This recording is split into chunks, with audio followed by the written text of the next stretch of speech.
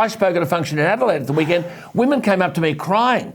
I'm unemployed. I've appealed to everyone. I've written here. I've written there. No one will listen to me. It's absolutely heartless. And that kind of damage is very hard to recover from as a society. So I do think that we've done serious harm to people. And that's going to be with us, as you say, for a generation. And I do think, it's criminal what has happened here. And we are now seeing some legal minds in Australia bravely coming forward and thinking about how to actually tackle this problem. But it's very difficult because, there's not as much legislative, I suppose, gunpowder or ammunition that we can use here than in some other countries, including my country of birth, America, to try to fight back against encroachments on freedom. So that's a real challenge. Gigi, we had chief medical officers, I mean, they weren't quote-unquote experts, but they were on $8,000 a week telling whole cohorts in our suburbs how to survive on $750, and not one politician or public servant gave up a single dollar.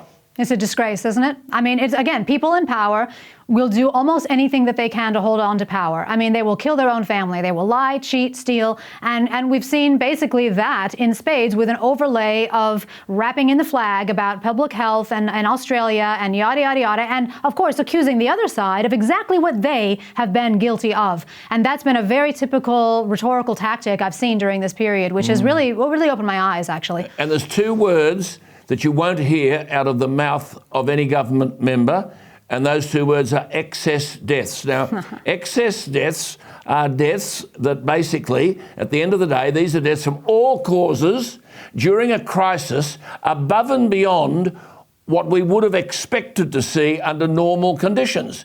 Now, Gigi, modelling by the Economist magazine last year said there'd be 7 to 13 million excess deaths.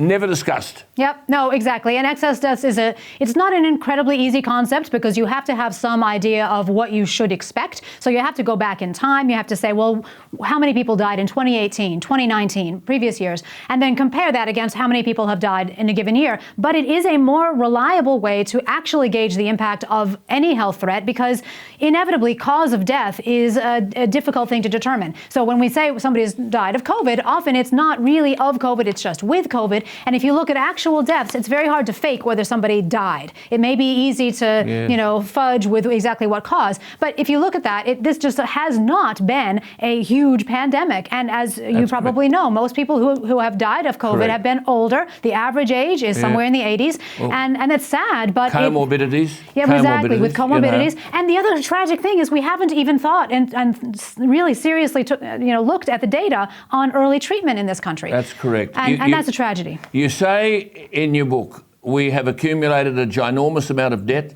and damaged the education of our children who've had their schooling disrupted. That will be with them their whole lives.